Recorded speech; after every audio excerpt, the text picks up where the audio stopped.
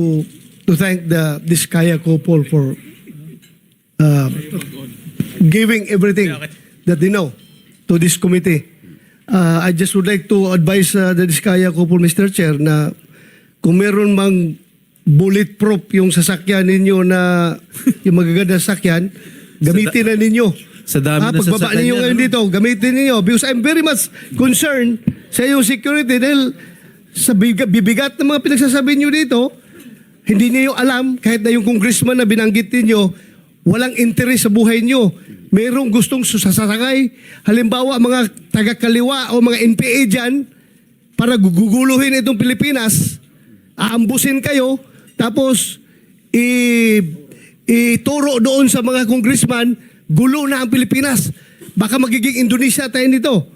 Kaya mag-ingat kayo, I advise you to take all the necessary precautionary measures as far as your safety is concerned. Ngayon, tanong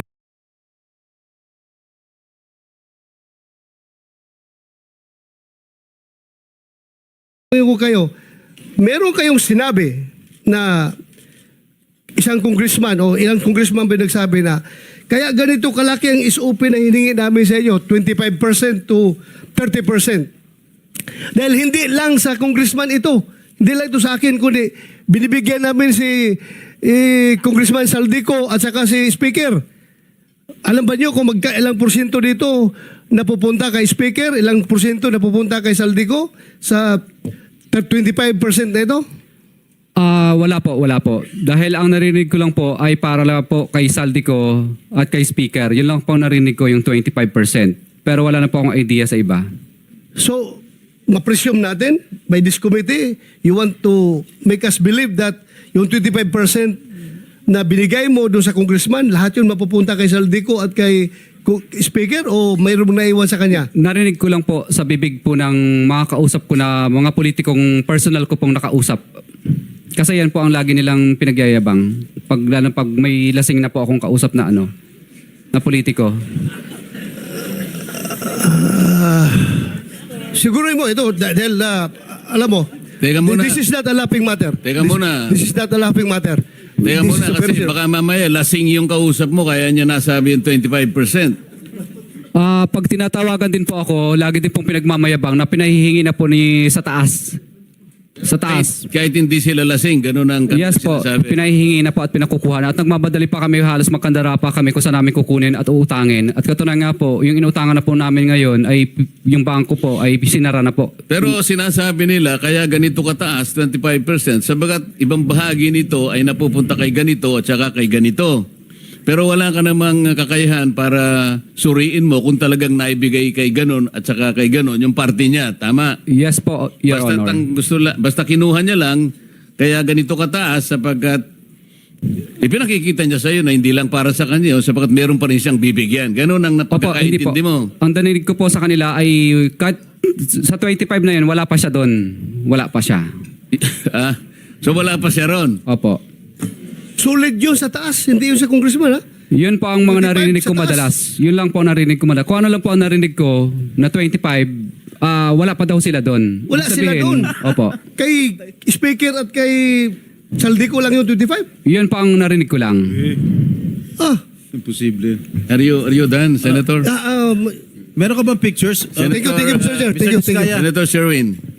One word. Meron ka bang litrato ng mga bagman nila? Pictures o Kadalasan po, CCTV?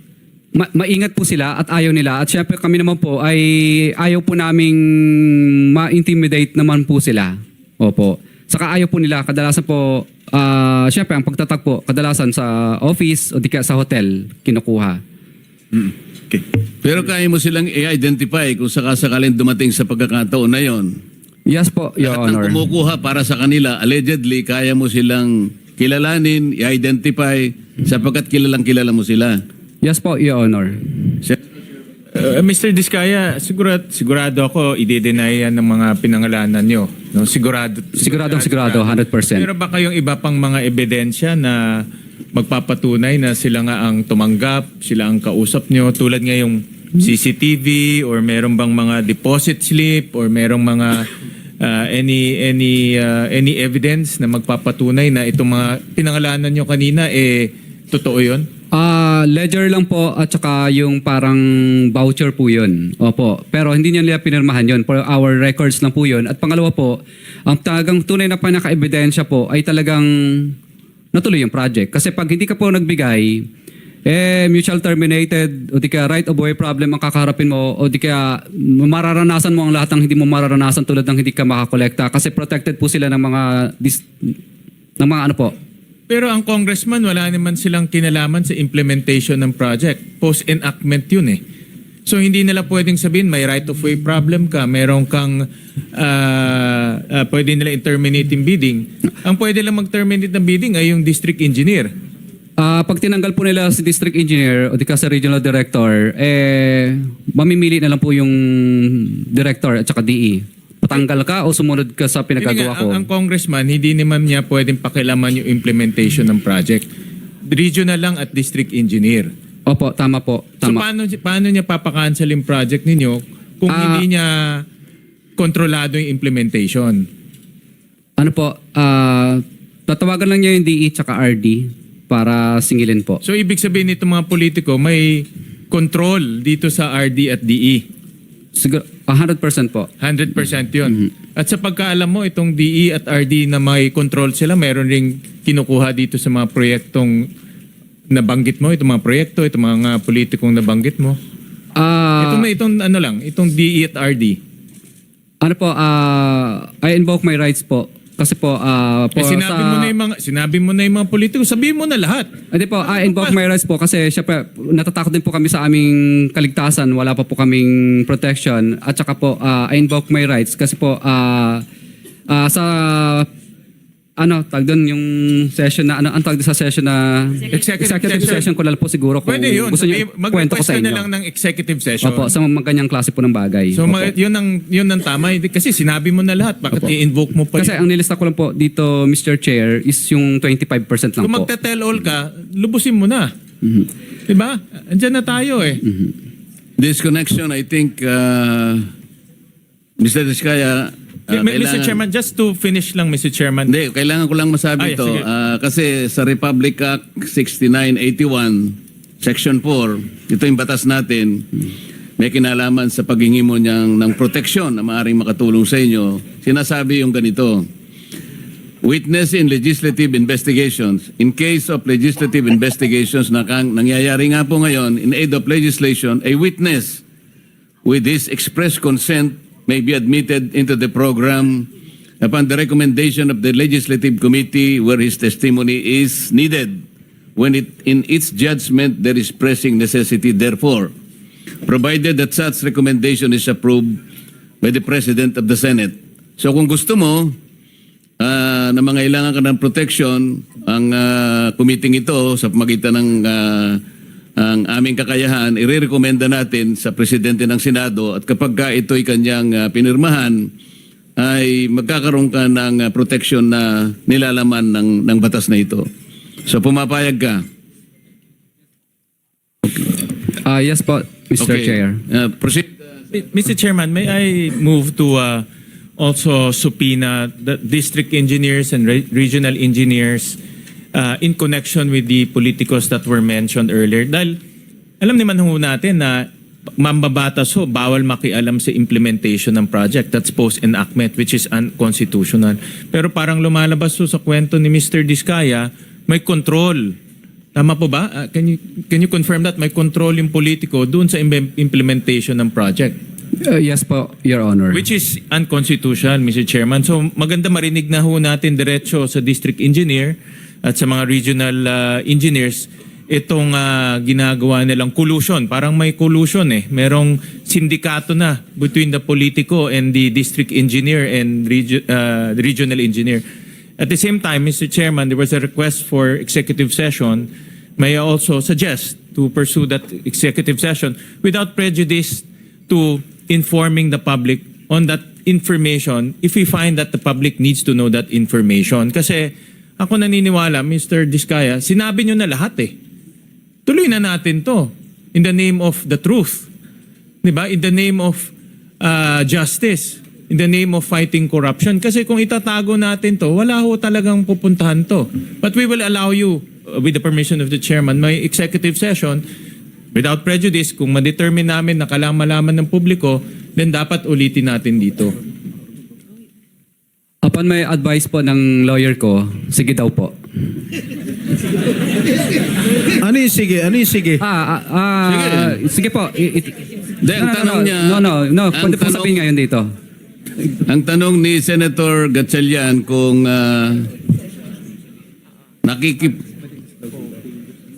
Sorry, medyo nahihirapan. Sorry po, Mr. Chair. Willing naman po ako na kahit dito na pag-usapan. Mhm.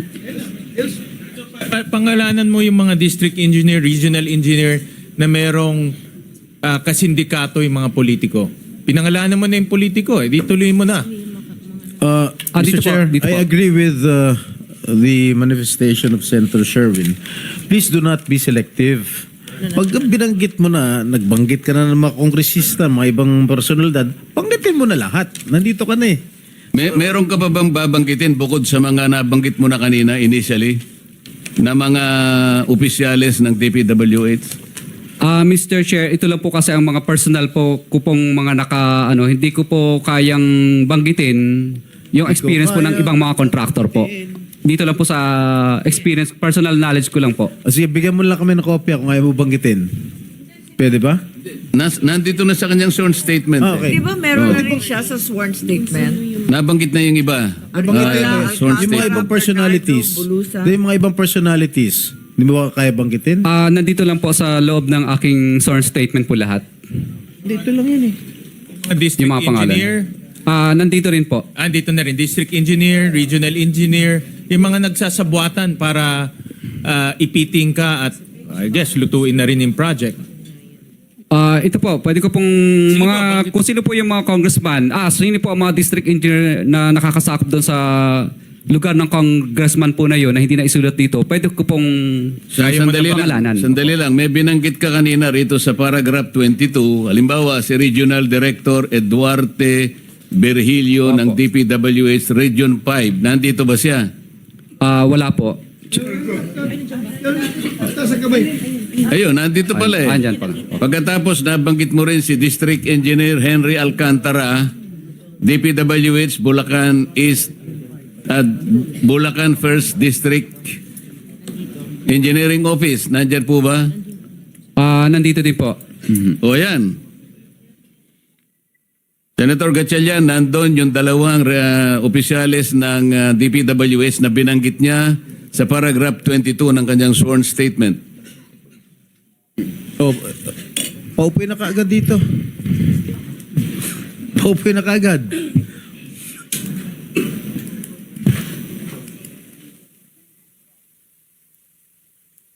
Comsec, administer mo na yung oath. Hindi, dito. Dito sa bago.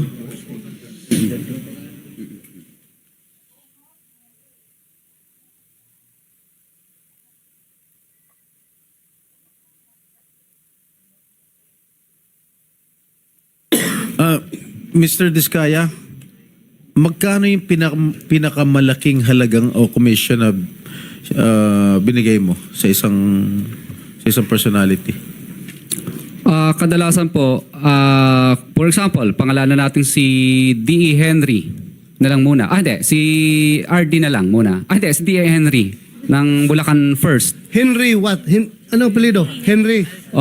D.E. Henry Alcantara po. For example, binibigay po namin yung 25%. Opo. Para po dun sa kay hindi daw.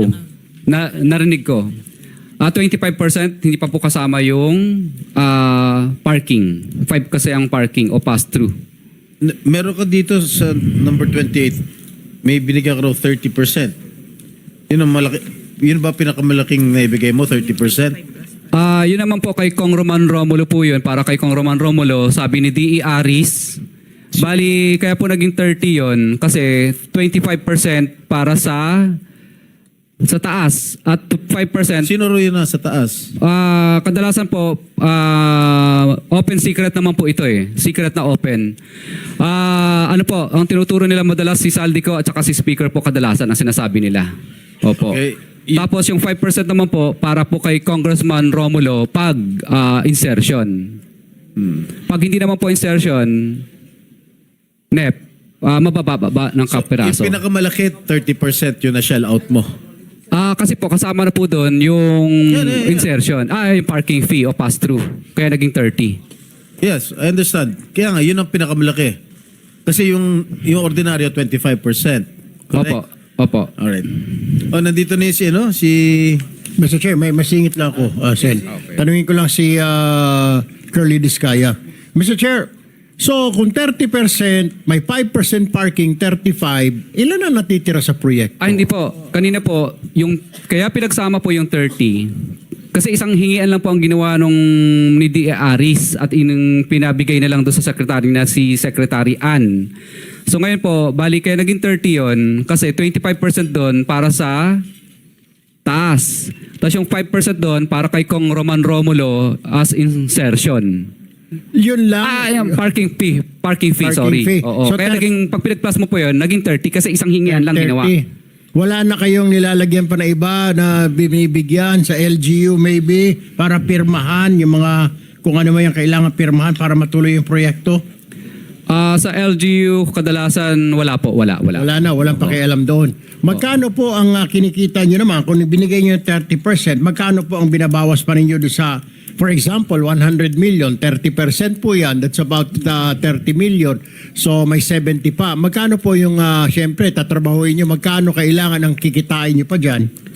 Kadalasan po ang natitira na lang sa amin, minsan pag minalas-malas, lugi, kung sinuwerte, minsan 2%, 3%. Pag sinuwerte pa, 5%. Paano? 2%, 5%? 3 to 5% po, minsan ang natitira na lang. Minsan lugi pa. So 70, bawasan mo pa ng 5%, so 65%. Tama po ba?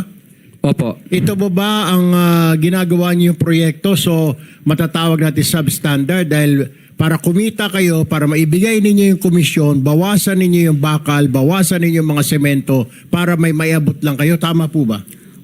Hindi po, wala pong substandard, tama pa rin. Kasi hindi po siya papasa sa testing ng DPWS pa rin at ganoon din po, hindi po tatanggapin ng Mr. warranty Vizcaya, ban. Hindi po. Hindi ako naniniwala na papasa sa DPWS eh, kasabwat na ho ninyo yung district engineer at saka regional director. Paano po? Pati yung COA, kasabwat din ho ninyo. Magbubulag-bulagan na lang yung tatlong yun. Hindi po, wala po hindi po namin nakakausap yung COA. Hindi po sila. Yung DPWH, siyempre kasabot nyo na, binigyan nyo na ho eh. May pipikit na lang nila yung mga mata nila. Kaya magiging substandard po talaga yan. I mean, whether you like it or not, para ika nga kumita din ho kayo. I don't think 2% lang po ang kinikita nyo dito, 3%. Magpapakanda hirap kayo, 2 to 3%. Kakayanin ba ng 2 to 3% yung mga sasakyan na binili nyo na pagkadami-dami po? I mean, that's way, ika nga, unbelievable po. Your Honor, kaya po. Dahil 23 years naman po namin pinaghirapan po yun. Kasi noong mga panahon po nung mga una po, ay magaganda naman po ang kinikita namin. Ngayon lang pong panahon na to na ito ang medyo lumit po talaga. 25% po ng what? Ng cost ng project. Tama po ba? Ng contract cost. Contract cost. For example, 100 million yung paggawa ng flood control na ito. Example lang po natin, 100 million. So 25 million po ang pupunta doon sa proponent. Opo. 25 billion. So matitira is 75. Ganun po ba? Opo. Bali ang pass-through naman or parking fee is 5. Excuse me. Para malinawan natin, dito kasi sa paragraph 18 ng iyong sworn statement, may binabanggit kang 25%. Ngayon, pagka sumulong ka sa, kung hindi ako nagkakamali, number 22 paragraph, o paragraph 22, meron na namang 25%. Kaya doon lang 50 na. Kaninang sinasagot mo si Senator Sherwin, meron kang binabasang note dyan. Pwede mo bang i-plus na lang dito? Kasi hindi natin malaman kung sino-sino pa lahat ang binibigyan mo. Doon pa lang sa 50% na yon ay delikado na talaga yung project mo. Naniniwala ako na dahil binanggit mo nga, kakutsaba mo na yung mga ibang binanggit mong mga tama naman. Yung tanong ni Senator Sherwin. Baka naman magsasakripisyo na yung project unless ma-justify mo sa pamamagitan ng presentation. Ilan ba talaga yung napupunta kung kani-kanino para sa ganoon makita natin yung net, magkano na lang talagang matitira sa project? Meron ka bang calculation dyan para madali tayo? Magkano yung napupunta sa congressman na kagaya na sinasabi mo? Magkano yung napupunta kung kani-kanino? Kasi merong back dyan, merong COA, merong material testing, merong kung sino-sino. Baka naman nilagyan mo na ng porsyento yan, madadali tayo rito. Mr. Chair, okay lang po ba i-flash sa yung sample computation Bigyan mo ko po? muna ako ng kopya pagkatapos i-plus natin para maintindihan ko rin yung presentation mo. Opo.